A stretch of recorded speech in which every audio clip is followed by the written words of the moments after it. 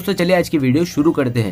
दोस्तों वीडियो शुरू करने से पहले मैं आपको एक बात बता दूं कि आपने अभी तक हमारे इस चैनल को सब्सक्राइब नहीं किया हो तो नीचे पर आपको ग्रेट बटन में सब्सक्राइब करके लिखा रहा होगा, इसके ऊपर क्लिक कर लीजिए और साइड में नोटिफिकेशन बेल भी आएगा, उसको भी क्लिक कर लें ताकि आपको मिल सके हमारे अगले वीडियो की नोटिफिकेशन सबसे पहले और आप कुछ नया नया सीख सके।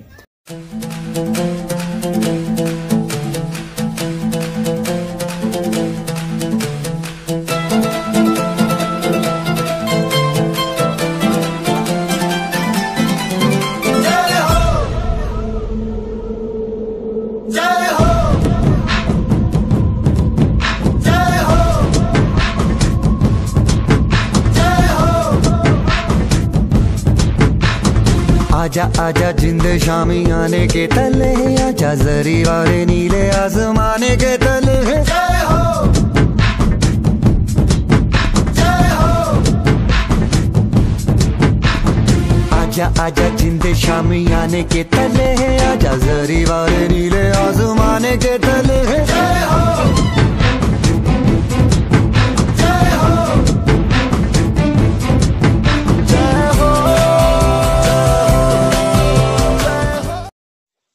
नमस्कार विद्यार्थीओ, गया लेक्चर में आपणे हाइपोथेलेमस ની ચર્ચા કરી। હવે શરીરની મુખ્ય ગ્રંથિ કે જેના દ્વારા બધી જ ગ્રંથિઓનું સંચાલન થાય, બધી જ ગ્રંથિઓને કાર્યરત કરે અથવા તો જે ગ્રંથિનું કાર્યની હવે જરૂર નથી એને અટકાવે, પિટ્યુટરી ગ્રંથિ। હવે આપણે એના વિશે લેવાનું છે। બહુ મોટી ગ્રંથિ છે પિટ્યુટરી।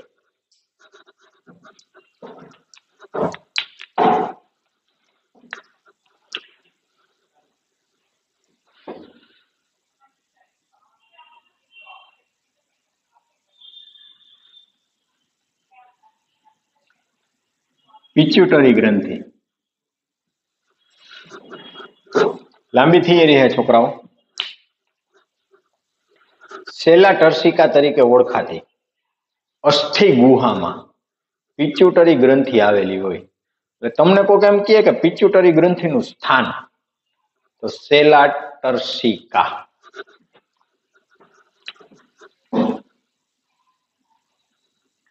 સેલા ટર્સિકા તરીકે ઓળખાતી અસ્થિ મજ્જામાં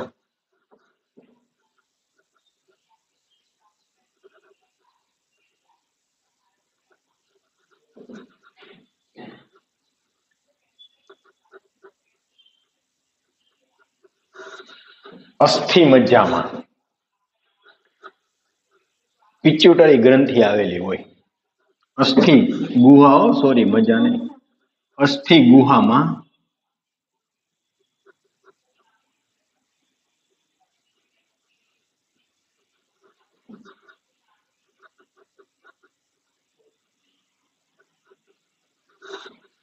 અહીંયા આવેલી હોય।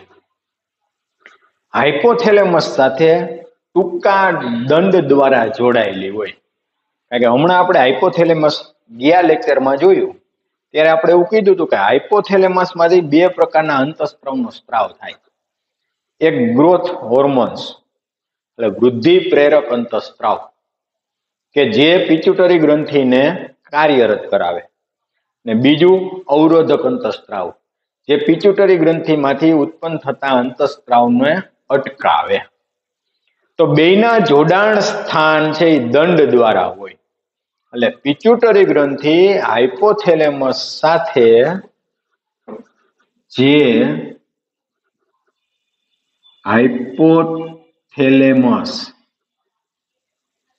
સાથે દંડ દ્વારા જોડાયેલ હોય, દંડ દ્વારા એકબીજાને જોઈન્ટ હોય। અંતસ્થ રચનાની દ્રષ્ટિએ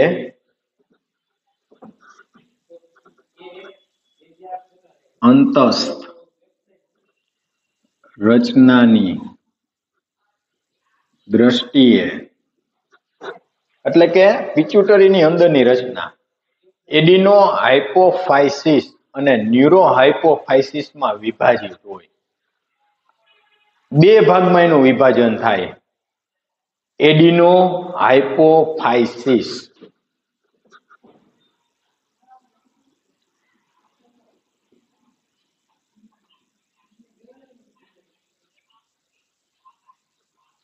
અને એક ભાગ છે એને એડિનો હાઇપોફાઇસિસ કહેવાય, બીજો ભાગ છે એનું નામ છે ન્યુરોહાઇપોફાઇસિસ.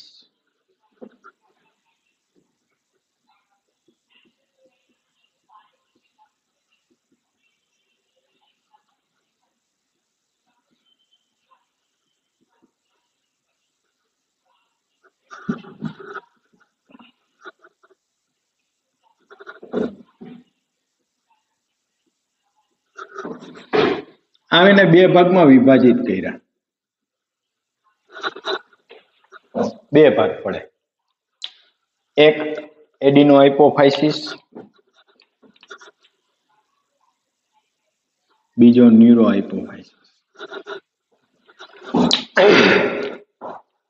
એડિનો હાઇપોફાઇસિસ પાછો બે ભાગ ધરાવે.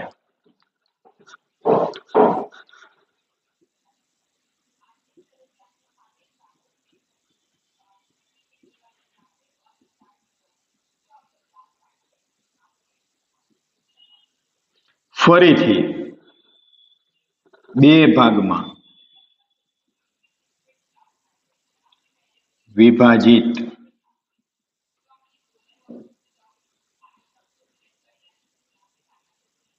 થાય છે. એના પાછા છોકરાઓ બે ભાગ પડે, દૂરસ્થ ભાગ અને મધ્ય ભાગ.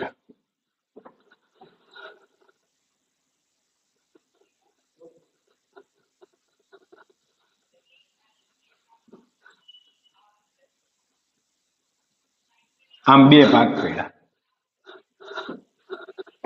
પિટ્યુટરીનો દૂરસ્થ ભાગ સામાન્ય રીતે, દૂરસ્થ ભાગની આપણે વાત કરી છે. પિટ્યુટરી દૂરસ્થ ભાગ સામાન્ય રીતે એટલે એનો જે દૂરનો ભાગ છે એની વાત છે. અગ્ર પિટ્યુટરી તરીકે ઓળખાય.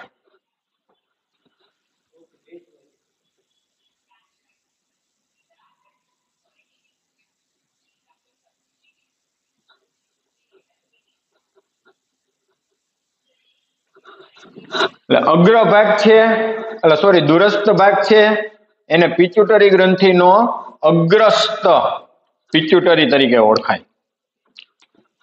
અગ્રસ્થ ભાગ હકીકતમાં એ છે કોણ? તો કે દૂરસ્થ ભાગ છે. બરાબર, દૂરસ્થ ભાગ. ક્લિયર અહીં સુધી? સામાન્ય રીતે એને અગ્ર પિટ્યુટરી કીધી, જે વૃદ્ધિ અંતઃસ્ત્રાવ ધરાવતી હોય, જે વૃદ્ધિ અંતઃસ્ત્રાવ ધરાવે. હવે આ વૃદ્ધિ અંતઃસ્ત્રાવ તરીકે કોણ હોય એની વાત કરવાની. વૃદ્ધિ અંતઃસ્ત્રાવ તરીકે પ્રોલેક્ટિન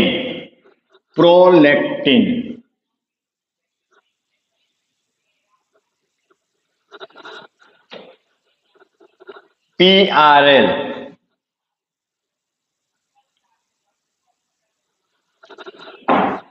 આ ઉપરાંત thyroid stimulating hormones, thyroid stimulating hormones. Hormones એટલે અંતઃસ્ત્રાવ. થાઇરોઇડ સ્ટિમ્યુલેટિંગ હોર્મોન્સ એટલે કે TSH. આગળ વધી એડિનો કોર્ટિકોટ્રોપિક હોર્મોન્સ. એડિનો નામ અઘરા તમને કીધું એમ કારણ કે અંતઃસ્ત્રાવના નામ તમે બહુ ઓછા સાંભળ્યા હોય. એડિનો કોટિકોટ્રોપિક, કોટી કો ટ્રોપિક હોર્મોન્સ. હોર્મોન્સ એટલે અંતઃસ્ત્રાવ. એટલે આને ટૂંકમાં કહેવાય ACTH, એડિનો કોટિટ્રોપિક hormones, લ્યુટેનાઇઝિંગ hormones.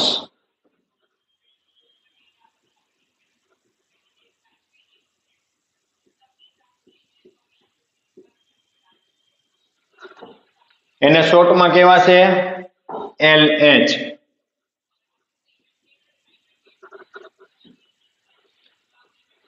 Follicle stimulating hormones,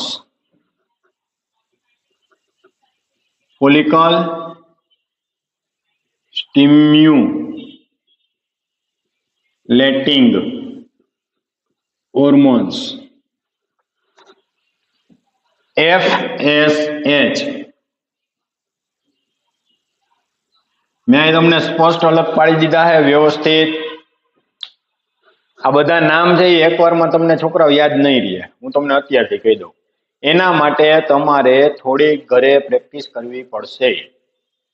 જે ઉત્પન્ન થાય, આટલા અંતઃસ્ત્રાવો ઉત્પન્ન થાય ક્યાં? અગ્ર પિટ્યુટરીમાંથી. મધ્યસ્થ ભાગ તરફ એક જ મેલેનોસાઇટ સ્ટિમ્યુલેટિંગ હોર્મોન્સ ઉત્પન્ન થાય. હવે વાત આવે મધ્ય ભાગની. મધ્ય ભાગમાંથી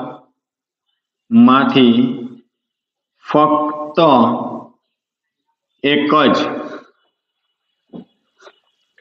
અંતઃસ્ત્રાવ ઉત્પન્ન થાય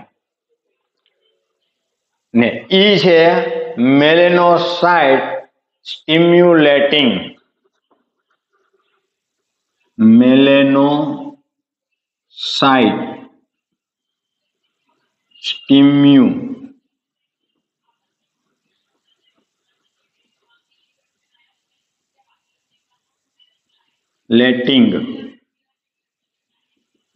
hormones. Melanocyte stimulating hormones, MSH.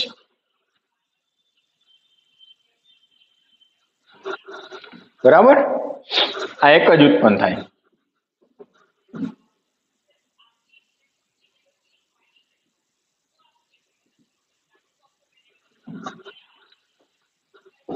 માનવમાં મધ્ય ભાગ એ ભળી ગયેલો હોય છે. માનવમાં મધ્ય ભાગ લગભગ દૂરસ્થ ભાગ સાથે ભળી ગયેલ હોય છે. બે એકબીજામાં શું થઈ ગયા હોય? જોઈન્ટ થઈ ગયા હોય. ન્યુરો હાઇપોફાઇસિસ એ ન્યુરો હાઇપોફાઇસિસ એ પશ્વ પિટ્યુટરી ગ્રંથિ તરીકે પણ ઓળખાય છે. જે પશ્વ પિટ્યુટરી ગ્રંથિ તરીકે પણ ઓળખાય.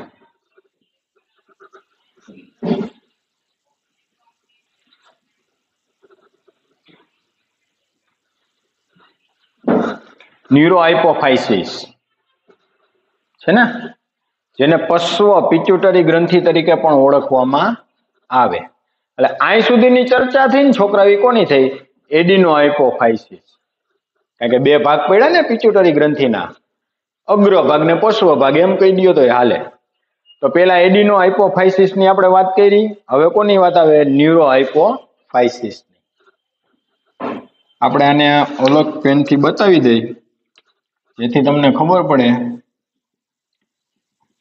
કે અહીંથી ટોપિક બદલો એટલે પેટા વિભાગ આ એડીનો હાઇપોફાઇસિસ એની ચર્ચા આપણે કરી ગયા. હવે ન્યુરો હાઇપોફાઇસિસ ઈ ઓળખાય જે ઓક્સિટોસિન અને વાસોપ્રેસિન નો સંગ્રહ અને સ્ત્રાવ કરે, જેમાંથી ઓક્સિટોસિન અને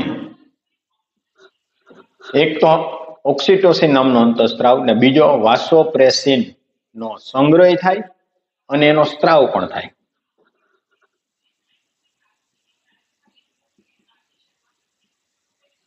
નો સંગ્રહ અને સ્ત્રાવ થાય. બે કામ એનું જે હાઇપોથેલેમસ દ્વારા સંશ્લેષણ પામે, પણ એનું સંચાલન કોના દ્વારા થાય તો કે હાઇપોથેલેમસ દ્વારા. જે હાઇપોથેલેમસ દ્વારા સંશ્લેષણ પામે.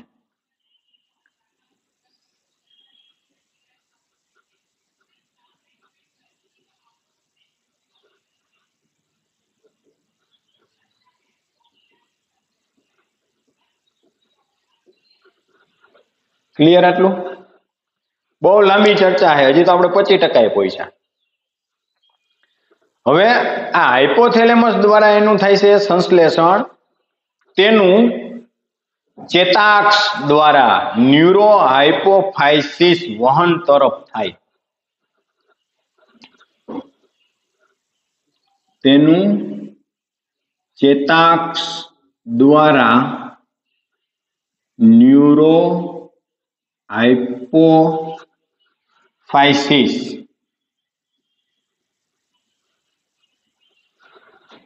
એટલે કે પાછળનો ભાગ આવ્યો ને, ન્યુરો હાઇપોફાઇસિસ વહન તરફ થાય. એટલે હાઇપોથેલેમસ દ્વારા એનું સંશ્લેષણ થાય, ત્યાંથી એનું વહન ન્યુરો હાઇપોફાઇસિસ તરફ થાય. તેનું ચેતાક્ષ દ્વારા ન્યુરો હાઇપોફાઇસિસ તરફ વહન થાય. એકદમ જટિલ ક્રિયા થઈ. પેલા અહીં સુધી જોઈ જઈએ આપણે, પછી પાછા આગળ વધી હજી એક બે વાક્ય લઈ લઈ એટલે આપણે બોર્ડમાં સમાઈ જાય. વૃદ્ધિ અંતઃસ્ત્રાવનો વધુ પડતો સ્ત્રાવ, વૃદ્ધિ અંતઃસ્ત્રાવ નો વધુ પડતો સ્ત્રાવ, જો વૃદ્ધિ અંતઃસ્ત્રાવનો સ્ત્રાવ વધી જાય તો શરીરની અસામાન્ય વૃદ્ધિ પ્રેરે. વધુ પડતો સ્ત્રાવ શરીરની અસામાન્ય વૃદ્ધિ ને પ્રેરે. એટલે કે શરીરનું કદ છે ને એ અસામાન્ય વધી જાય, મહાકાયતા આવે. દાખલા તરીકે ઓલો રેસલિંગ ની અંદર WWF માં ગ્રેટ ખલી જોયો હોય છે, એનો ચહેરો યાદ કરો. શરીર આખું જો એનું કેવું મહાકાય, એનો ચહેરો જેવો વિચિત્ર લાગે, માનવી જેવો ચહેરો ન લાગે, ઘાટઘૂટ વિનાનો ચહેરો. તો જ્યારે એની યુવા અવસ્થા હોય, બાલ્યાવસ્થા હોય, ત્યારે એની અંદર વૃદ્ધિ અંતઃસ્ત્રાવની માત્રા શું થઈ હોય, વધી ગઈ હોય, જેને કારણે એવું શરીર મહાકાય થઈ જાય, જે મહાકાયતા તરફ દોરી જાય, વૈજ્ઞાનિક ભાષામાં એમ કહેવાય.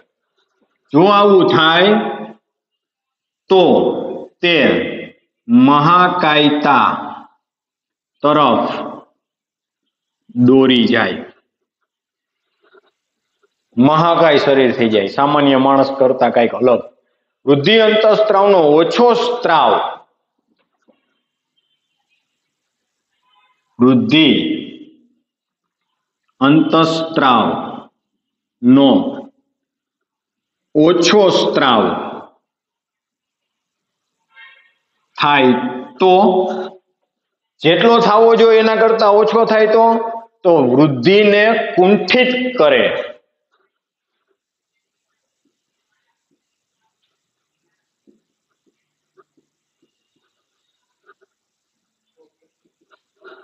એટલે કે વામનતા આવે, જેથી વામનતા આવે,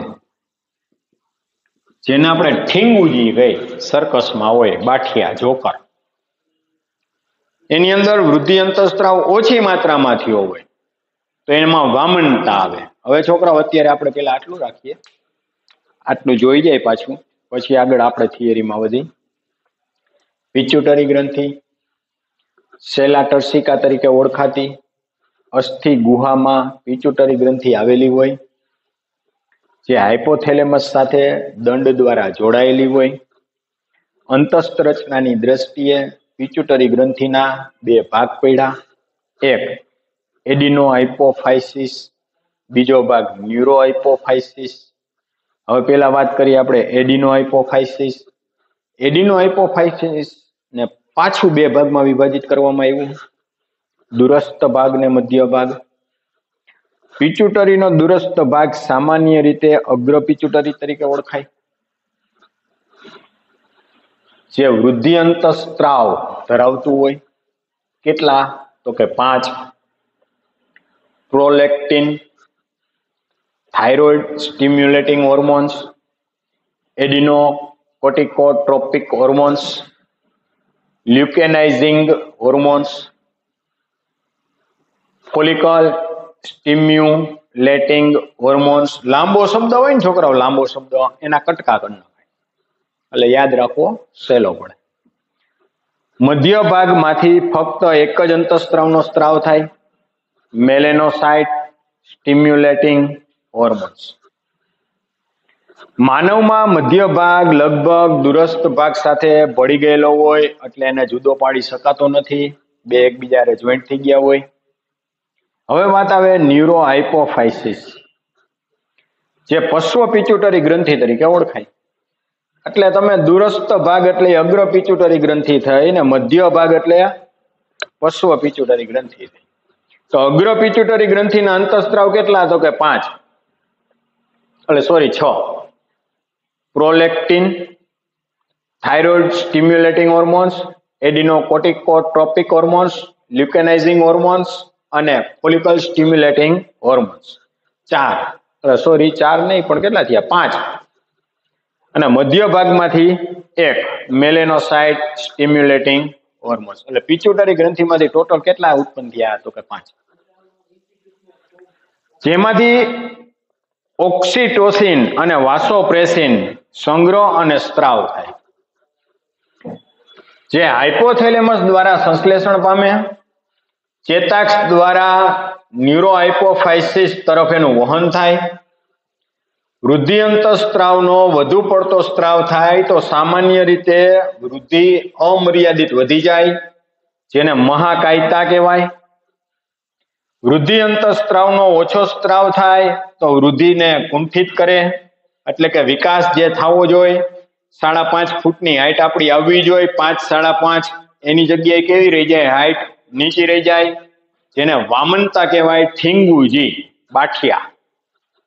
રેડી? હજી તો અડધે પહોંચ્યા આપણે. તમે આખે આખો પોઝ લઈ લ્યો, હું સાઈડમાં વહી ગયો, કદાચ કેમેરામાં નહીં પણ આવતો હોય. આખો પોઝ લઈ લ્યો અને તમારી બુકની અંદર આ રીતે આખે આખી ડિટેલમાં ઉતારવાનું છે, ટોપિક પાડીને. ટેક્સ્ટમાં આપ્યું છે નો ડાઉટ, આખે આખી થિયરી એમને સળંગ આપી દીધી છે. આપણે અહીંયા મુદ્દા પાડ્યા છે જે અગત્યના છે. મુદ્દા પાડવાથી યાદ રાખવું સહેલું પડે. હજી એકવાર દૂર વયો જાઓ, વ્યવસ્થિત પોઝ લઈ લેજો. અત્યારે મારો ખાલી અવાજ આવતો હશે, કેમેરામાંથી હું સંપૂર્ણ બહાર જ છું. રેડી? હાલો હવે હું આ કાઢ નાખું, દૂર કરું એટલે આપણે આગળ વધી. છેલ્લે આપણે યાદ રાખજો ક્યાં પહોંચ્યા હતા? વામનતા, વૃદ્ધિ કુંઠિત કરે, ત્યાં પહોંચ્યા હતા.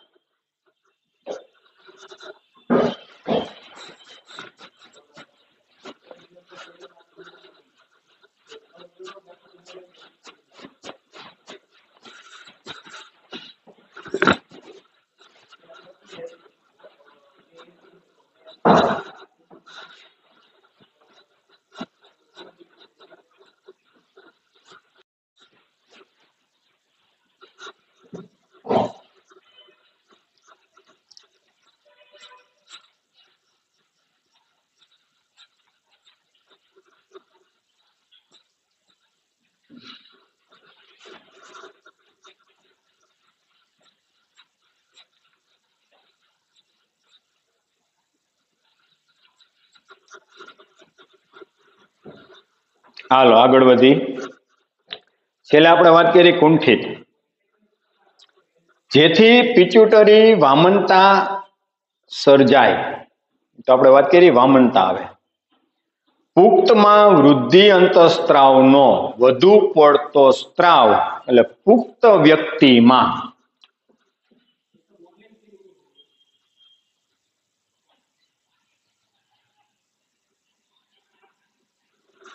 એટલે કે જેના 18 વર્ષ પૂરા થઈ ગયા છે એવા વ્યક્તિમાં વૃદ્ધિ અંતઃસ્ત્રાવનો વધુ પડતો સ્ત્રાવ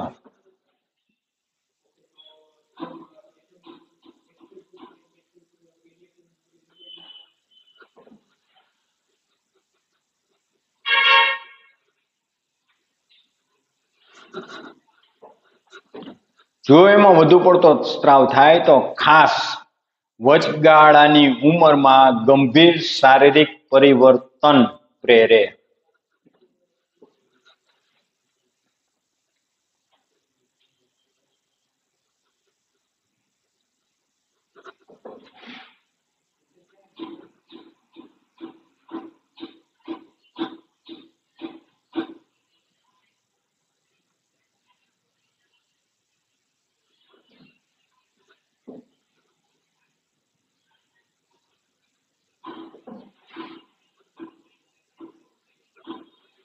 એટલે એના શરીરની અંદર ફેરફાર થાય છોકરાઓ 18 વર્ષ પછી પણ ઈ ફેરફાર છે એ અસ્વીકાર્ય એમ કહી શકાય એમ. એટલે કે શરીરમાં કઈક એવા વિચિત્ર ફેરફાર થાય કે જેને તમે બીમારીનું નામ દઈ શકો. વધુ પડતો સ્ત્રાવ થવાને કારણે વચગાળાની ઉંમરમાં એટલે કે 18 વર્ષ પછી ગમે ત્યારે વૃદ્ધિનો દર વધી જાય, તેને એકોપિગેલી વિરૂપતા કહેવામાં આવે. એકોથીગેલી વિરૂપતા.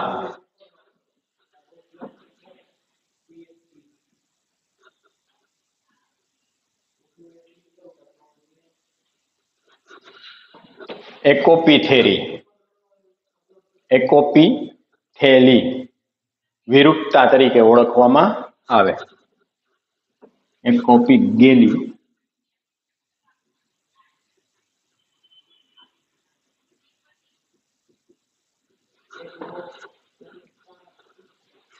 જે ગંભીર ગૂંચવણ અને કસમયે મૃત્યુ તરફ દોરી જાય.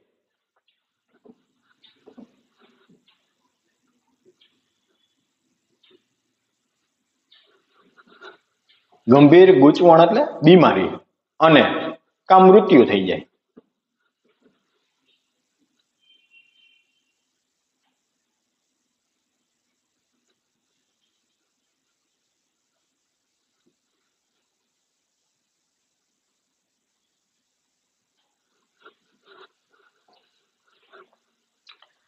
આગળ શરૂઆતના તબક્કામાં તેનું નિદાન મુશ્કેલ છે.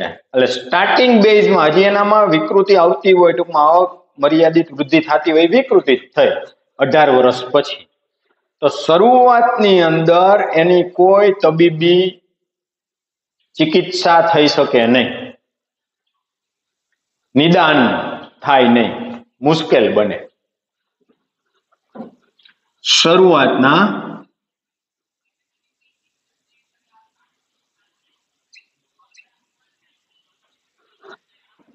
એટલે ટૂંકમાં ટ્રીટમેન્ટ જાય, ડોક્ટર પાસે જાય, રિપોર્ટ કરે તો એમાં કોઈ રિપોર્ટમાં કાંઈ નિદાનમાં કાંઈ આવે નહીં, તેનું નિદાન મુશ્કેલ બને.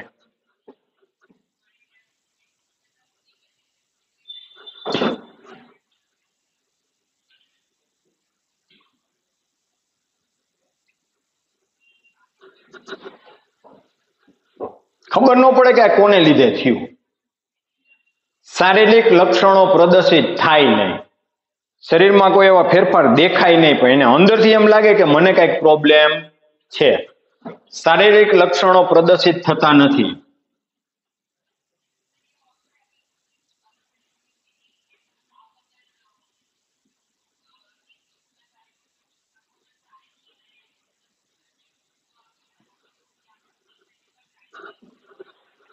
બરાબર.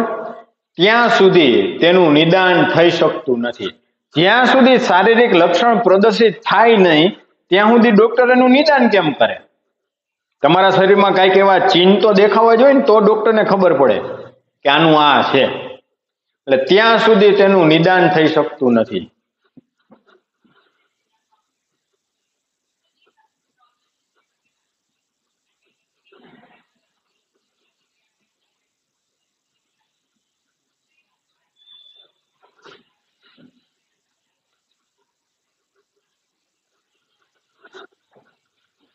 ક્લિયર? આગળ વધી પ્રોલેટિક સતત ગ્રંથિના વિકાસ, પ્રોલેક્ટિક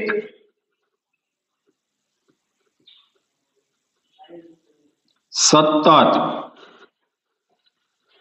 સ્તન ગ્રંથિના વિકાસ, પ્રોલેટિક નામનો અંતઃસ્ત્રાવ સ્તન ગ્રંથિના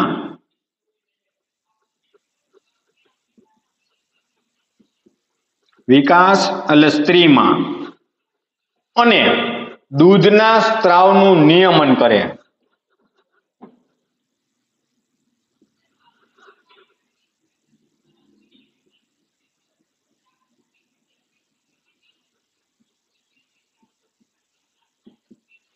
પણ આ પ્રોલેક્ટિક અંતઃસ્ત્રાવ સક્રિય ક્યારે થાય? જ્યારે કોઈ પણ સ્ત્રી પ્રસૂતિની ક્રિયાના અંતે બાળકને જન્મ આપે, બાળકનો જન્મ થાય પછી પ્રોલેટિક અંતઃસ્ત્રાવ છે એ સક્રિય થાય અને ત્યારે સ્તન ગ્રંથિમાંથી દૂધનો સ્ત્રાવ થાય।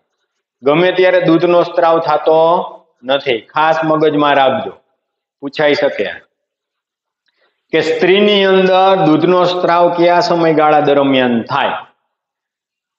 તો કે પ્રસૂતિની ક્રિયા બાદ બાળકના જન્મ સમય પછી, ગર્ભાવસ્થા દરમિયાન એ દૂધનો સ્ત્રાવ થતો નથી। થાઇરોઇડ સ્ટિમ્યુલેટિંગ હોર્મોન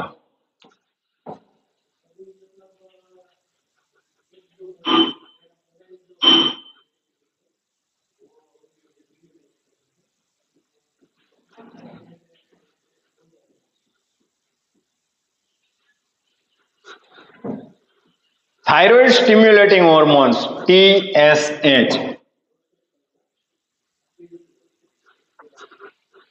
આ અંતઃસ્ત્રાવો જે થાઇરોઇડ ગ્રંથિ તેના અંતઃસ્ત્રાવોના સંશ્લેષણ, જે થાઇરોઇડ ગ્રંથિ તેના અંતઃસ્ત્રાવોના સંશ્લેષણ એટલે એની અંદર આવેલા અંતઃસ્ત્રાવોનું સંશ્લેષણ અને સ્ત્રાવને ઉત્તેજે।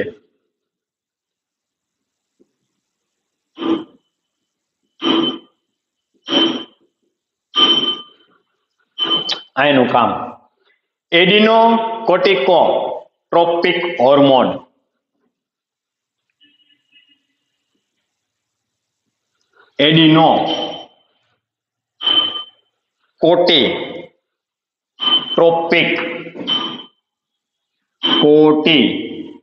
કોર્ટિકોટ્રોપિક હોર્મોન્સ આ ભાઈનું કામ હું એસી આવી ગયું ને આગળ ACTH। હવે બધાની ચર્ચા છે કે તે શું કામ કરે? જે એડ્રિનલ બાહ્યકને ઉત્તેજિત કરી, જે એડ્રિનલ બાહ્યકને ઉત્તેજિત કરે અને એડ્રિનલ બાહ્યકને ઉત્તેજિત કરી અને ગ્લુકોકોર્ટિકોઇડ પ્રકારના સ્ટેરોઇડ અંતઃસ્ત્રાવના સંશ્લેષણ અને સ્ત્રાવને ઉત્તેજે। એટલે આ એને ઉત્તેજિત કરે, પછી એમાંથી ગ્લુકોકોર્ટિકોઇડ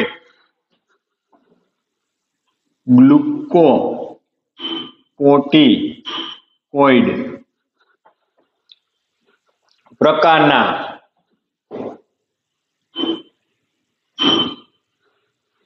આ પ્રકારના સ્ટેરોઇડ અંતઃસ્ત્રાવ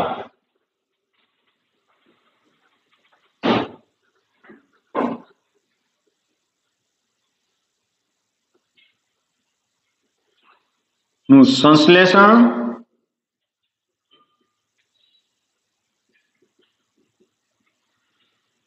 અને સ્ત્રાવ ને ઉત્તેજિત કરે.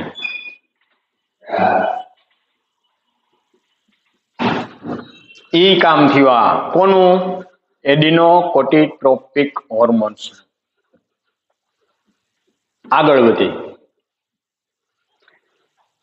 અહીંયા અંતઃસ્ત્રાવોનું સંશ્લેષણ થાય છે અને એનો સ્ત્રાવ કરે. Luteinising hormone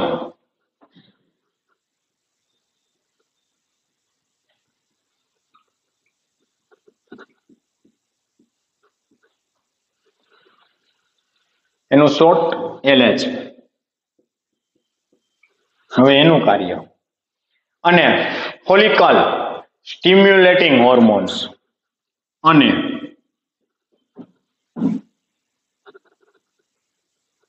follicle stimulating hormones આ બે જણા શું કરે?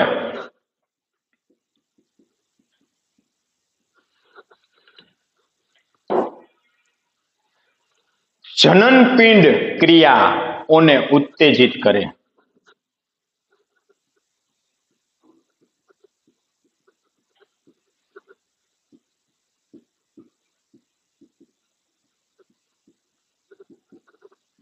એટલે જનનપિંડ ક્રિયાઓને ઉત્તેજિત કરે એટલે એનો મતલબ શું થયો? તો કે નરમાં શુક્રપિંડ, માદામાં અંડપિંડ. શુક્રપિંડમાં શુક્રકોષ ઉત્પન્ન થવાની ક્રિયા, અંડપિંડમાં અંડકોષ ઉત્પન્ન થવાની ક્રિયા. એના માટે આ જવાબદાર. તેથી તેને ગોનેટ્રોપોફિન્સ તરીકે ઓળખવામાં આવે. જેથી તેને ગોનેડોટ્રોફિન્સ તરીકે ઓળખવામાં આવે. ગોનેડોટ્રોફિન્સ તરીકે ઓળખાય.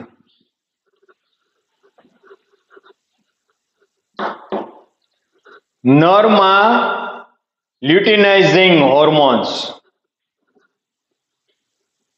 નરમાં લ્યુટેનાઇઝિંગ હોર્મોન્સ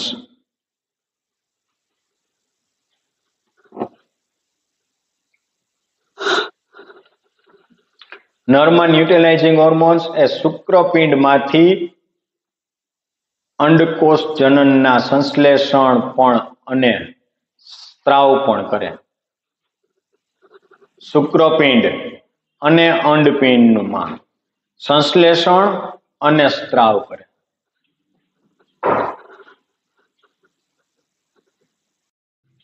માંથી શુક્રકોષ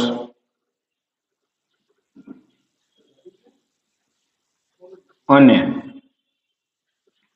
અંડપિંડ માંથી અંડકોષ નું સંશ્લેષણ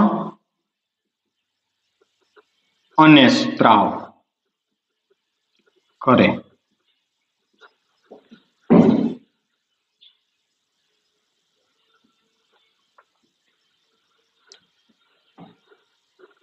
રેડી? હજી તો આગળ ચર્ચા બાકી છે. અંડકોષનું સંશ્લેષણ અને સ્ત્રાવ કરે, ઉત્તેજિત કરે. નરમાં ફોલિકલ સ્ટિમ્યુલેટિંગ હોર્મોન્સ,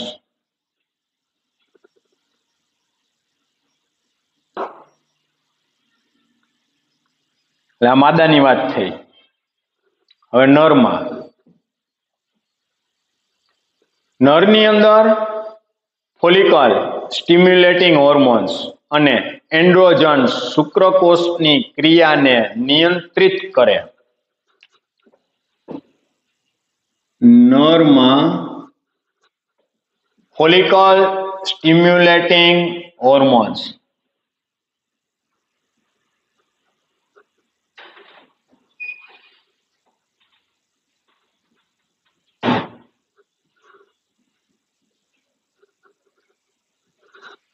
આ હોર્મોન્સ છે એ નરની અંદર શુક્રકોષ જે ઉત્પન્ન થયા છે, એ શુક્રકોષ ઉત્પન્ન થયેલા છે તેનું સંચાલન એના દ્વારા થાય. એટલે કે એની ગતિ જે છે, શુક્રકોષની ગતિ માટે જવાબદાર કયો અંતઃસ્ત્રાવ છે? ફોલિકલ સ્ટિમ્યુલેટિંગ હોર્મોન્સ જવાબદાર છે. જો આ હોર્મોન્સની માત્રા ઓછી હોય તો શુક્રકોષનું નિર્માણ તો થાય, પણ એની જે ગતિ હોવી જોઈએ ગતિ ઓછી હોય. અને એન્ડ્રોજન શુક્રકોષની ક્રિયાને અને એન્ડોજન શુક્રકોષની ક્રિયાને નિયંત્રિત કરે છે.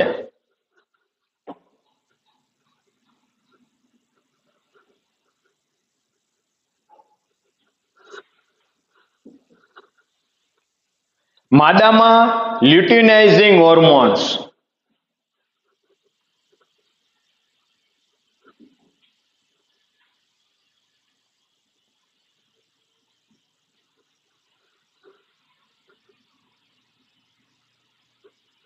જેમ નરની અંદર ફોલિકલ સ્ટિમ્યુલેટિંગ હોર્મોન્સ શુક્રકોષ માટે જવાબદાર છે, એવી રીતના માદાની અંદર લ્યુટિનાઇઝિંગ હોર્મોન્સ પૂર્ણ પરિપક્વ પુટ્ટિકાઓ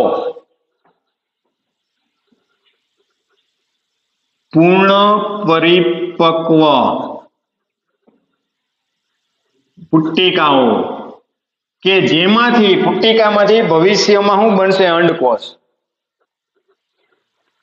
ગ્રાહ્યન પુટ્ટિકામાંથી અંડકોષને પ્રેરે છે.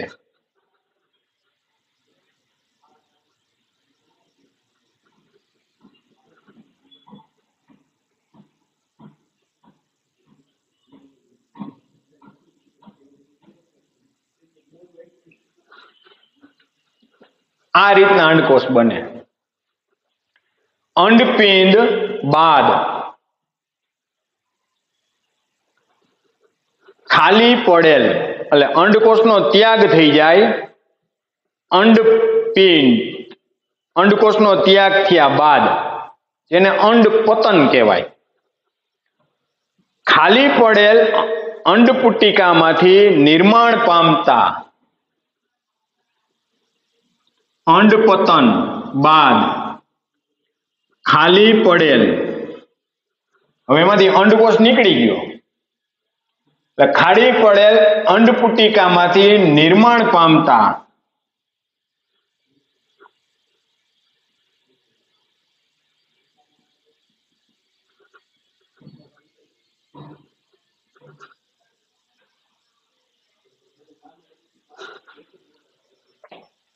કોપ્સ લ્યુટિયમને જાળવી રાખે.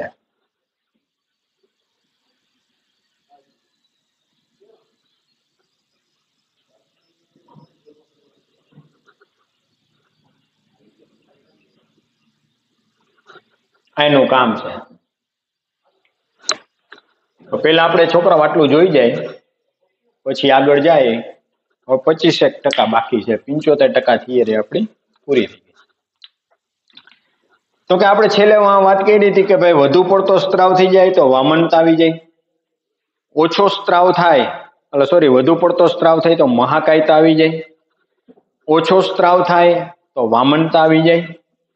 પુખ્ત વ્યક્તિમાં વૃદ્ધિ અંતઃસ્ત્રાવનો વધુ પડતો સ્ત્રાવ, પુખ્ત વ્યક્તિની વાત છે કે જેના 18 વર્ષ પૂરા થઈ ગયા, એની અંદર જો વધુ પડતો સ્ત્રાવ થાય તો ખાસ વચગાળાની ઉંમરમાં ગંભીર શારીરિક પરિવર્તન આવે, જેને એકોપીગેલી વિરૂપતા તરીકે ઓળખવામાં આવે, જે ગંભીર ગૂંચવણ કે મૃત્યુ તરફ દોરી જાય. એટલે શરીરમાં કોઈ એવો ભયંકર ફેરફાર થઈ જાય અને કદાચ વ્યક્તિનું મૃત્યુ પણ થઈ શકે.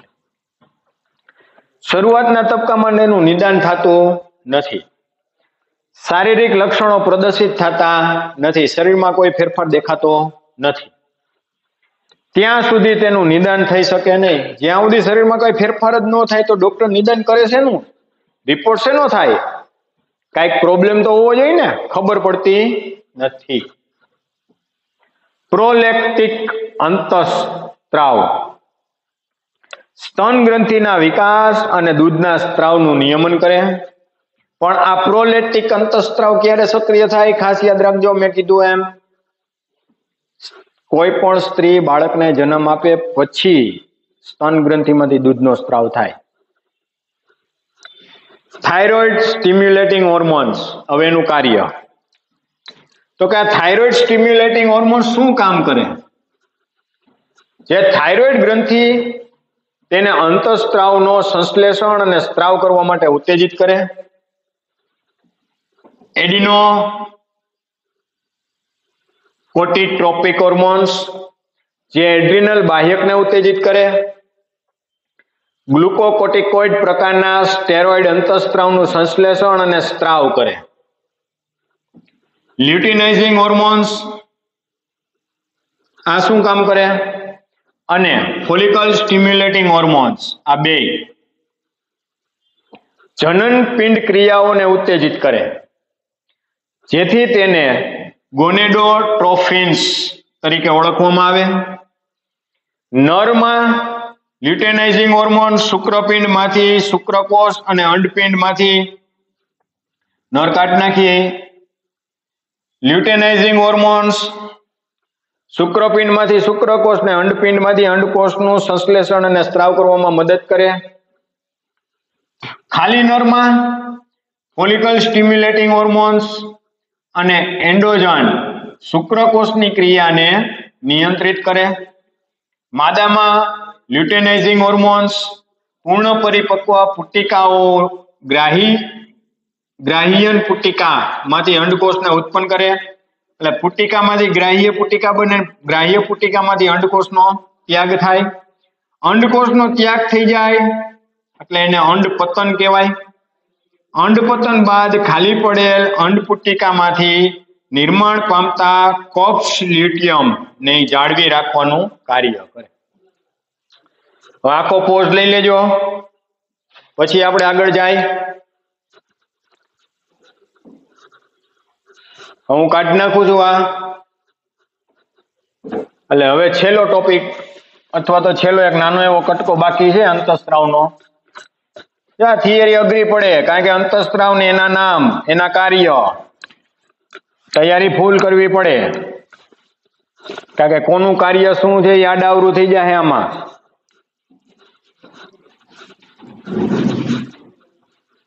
બધાય ચેપ્ટર હેલા ન હોય ને બધી થિયરી હેલી ન હોય. ઘણી વાર એવું બને કે આપણને થિયરી સમજાઈ જાય પણ લખવામાં પ્રોબ્લેમ થાય. એના માટે લખીને પાકું કરવું ધી બેસ્ટ રસ્તો. બીજો એક આનો રસ્તો નથી. લખીને વાંચો એ જ એનો સાચો રસ્તો.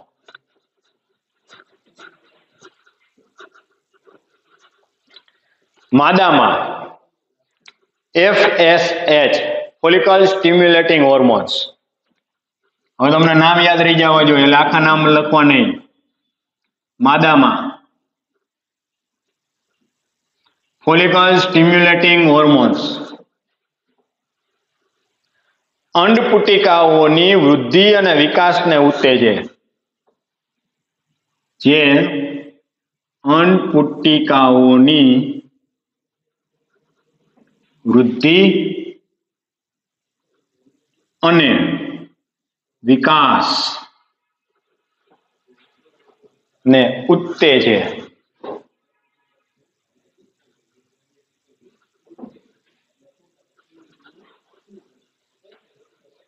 મેલેનોસાઇટ સ્ટિમ્યુલેટિંગ હોર્મોન્સ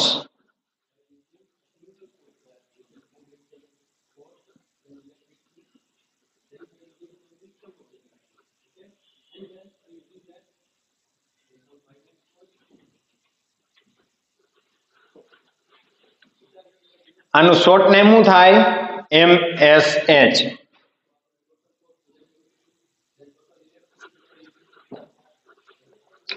રંગકોણનું નિર્માણ કરે.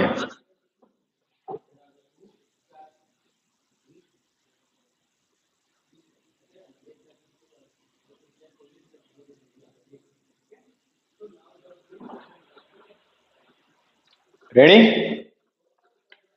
ઓક્સિટોસિન આપણા શરીરમાં લીસા અરેખિત સ્નાયુ, ઓક્સિટોસિન શરીરમાં લીસા અરેખિત સ્નાયુ. આ અરેખિત જે સ્નાયુ છે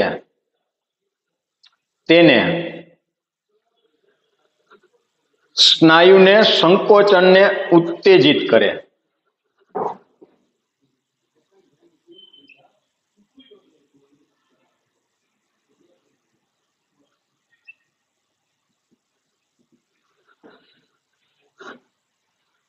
આ એનું કામ થયું.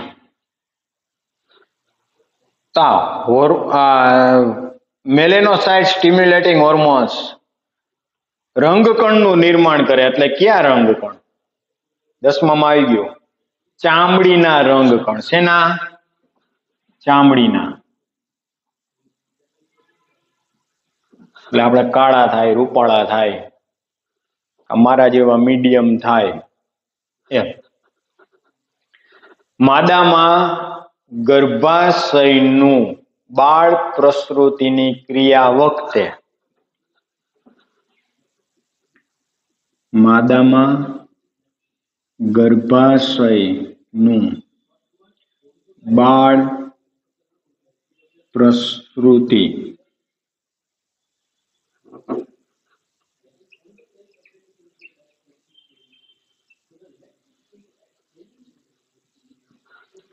એટલે બાળકનો જ્યારે જન્મ થતો હોય સંકોચન પ્રેરે.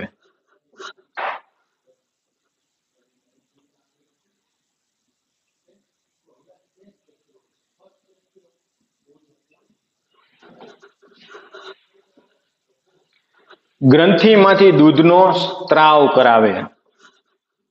એટલે સ્તન ગ્રંથિ માંથી દૂધનો સ્ત્રાવ કરાવે. આ એનું કામ છે. વાસોપ્રેસિન મુખ્યત્વે મૂત્રપિંડ પર અસર કરે.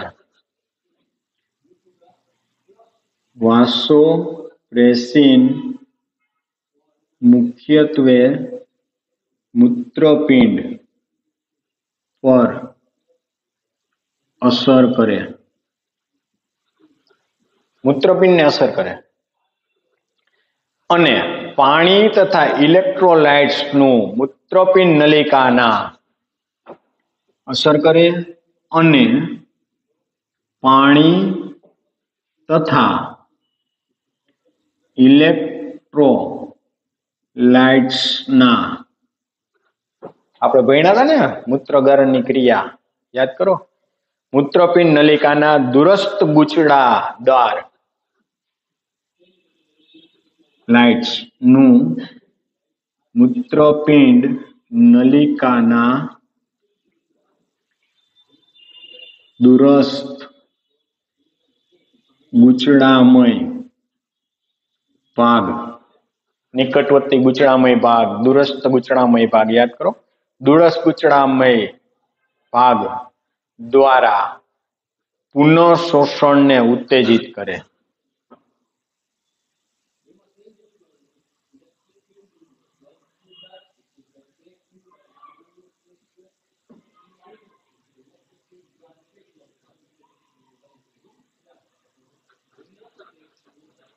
ત્યાંથી શોષે. આ રીતે મૂત્ર દ્વારા પાણીની ઘટને ઓછી કરે, જેથી મૂત્રપિંડ દ્વારા પાણીની ઘટ ઓછી થાય. એટલે શરીરમાંથી વધારાના પાણીને શું કરે? નિકાલ થતો અટકાવે, જવા દે નહીં. જેથી તેને એન્ટી ડાયુરેટિક હોર્મોન્સ તરીકે ઓળખાય.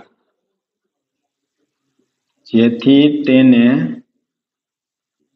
એન્ટી ડાયુરેટિક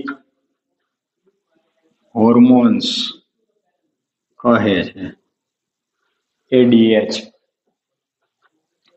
એન્ટીડાયુરેટિકના સંશ્લેષણ અને સ્ત્રાવ ADH એટલે એન્ટીડાયુરેટિક હોર્મોન્સ ના સંશ્લેષણ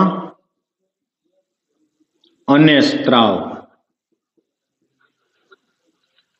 એનું સંશ્લેષણ ને સ્ત્રાવ ઉણપને પરિણામે મૂત્રપિંડની ખાસ પાણીનું સંશ્લેષણની ક્ષમતામાં ઘટાડો થાય. જો આની ઉણપ થાય તો એન્ટીડાયુરેટિક હોર્મોન્સ નું સંશ્લેષણ અને સ્ત્રાવ માં ઉણપને પરિણામે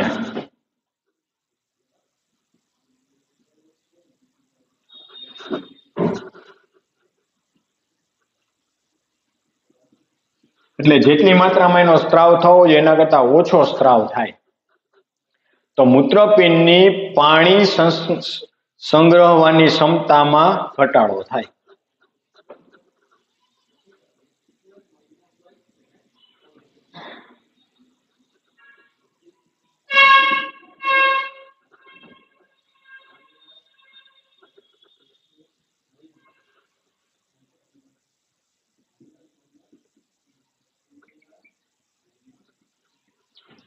કારણ કે પુનઃ શોષણ નહીં થાય એટલે પાણી ઘટશે,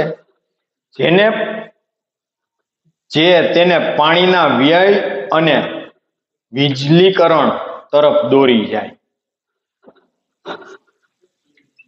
જે પાણીના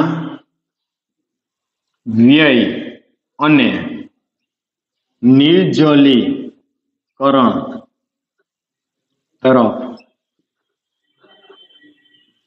દોરી જાય, પાણી શરીરમાં ઘટે. આ સ્થિતિને ડાયનિટીસ ઇન્સ્પિડિસ તરીકે ઓળખવામાં આવે.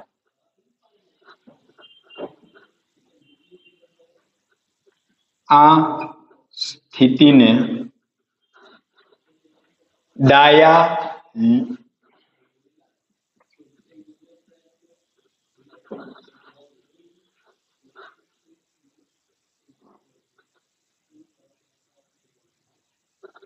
ડાયાનિટીસ ઇન્સ્પિડિસ તરીકે ઓળખાય.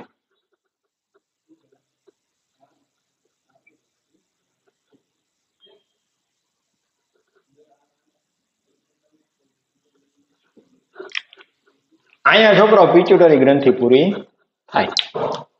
માદાની અંદર FSH નામ હવે હું નહીં બોલું, તમારે યાદ રાખવાનું. FSH ફોલિકલ સ્ટિમ્યુલેટિંગ હોર્મોન્સ જે અંડપુટિકાઓની વૃદ્ધિ અને વિકાસને ઉત્તેજે. મેલેનોસાઇટ સ્ટિમ્યુલેટિંગ હોર્મોન્સ જે ચામડીના રંગકણનું નિર્માણ કરે એટલે આપણે સ્કિનનો કલર નક્કી થાય. ઓક્સિટોસિન શરીરમાં લીસા અરેખિત સ્નાયુને સંકોચન માટે ઉત્તેજિત કરે. માદામાં ગર્ભાશયનું બાળ પ્રસૃતિની ક્રિયા વખતે ઝડપથી સંકોચન થાય જેથી કરીને બાળકનો જન્મ થાય. સ્તન ગ્રંથિમાંથી દૂધનો સ્ત્રાવ કરાવે. વાસોપ્રેસિન મુખ્યત્વે મૂત્રપિંડ ઉપર અસર કરે. પાણી તથા ઇલેક્ટ્રોલાઇટ્સ એટલે ખનિજ નું મૂત્રપિંડ નલિકાના દૂરસ્થ બુચડામય ભાગ દ્વારા પુનઃ શોષણની ઉત્તેજના આપે. જો તેથી મૂત્રપિંડ દ્વારા પાણીની ઘટ ઓછી થઈ જાય જેથી તેને એન્ટીડાયુરેટિક હોર્મોન્સ કહેવાય. એન્ટીડાયુરેટિક હોર્મોન્સના સંશ્લેષણ અને સ્ત્રાવમાં ઉણપ આવે એટલે કે જેટલી માત્રામાં ઉત્પન્ન થવું જોઈએ એના કરતાં ઓછી માત્રામાં ઉત્પન્ન થાય તો પાણી અને ઇલેક્ટ્રોલાઇટ્સનું દૂરસ્થ ગૂંચળામય ભાગ દ્વારા પુનઃ શોષણની ક્રિયા શું થઈ જાય? બંધ થઈ જાય. તો પાણી સંગ્રહ ક્ષમતામાં શું થાય? ઘટાડો. જે પાણીના વ્યય અને નિર્જલીકરણ તરફ દોરી જાય. જો આવું થાય તો આને ડાયાનિટીસ ઇન્સ્પિડિસ તરીકે ઓળખવામાં આવે. અહીંયા પિટ્યુટરી ગ્રંથિ છોકરાઓ થાય પૂરી. હવે આના પછીની ગ્રંથિઓ આવે ને એ બધી આવડી મોટી નથી, નાની નાની. રેડી? આવતા લેક્ચરમાં આપણે ન્યા જાશું, આગળ વધશું. હું માનું ત્યાં સુધી આવતા લેક્ચરમાં આવો ત્યારે આ થિયરી આખી કમ્પ્લીટ કરતા આવજો. અહીંયા આપણે અટકીએ છીએ.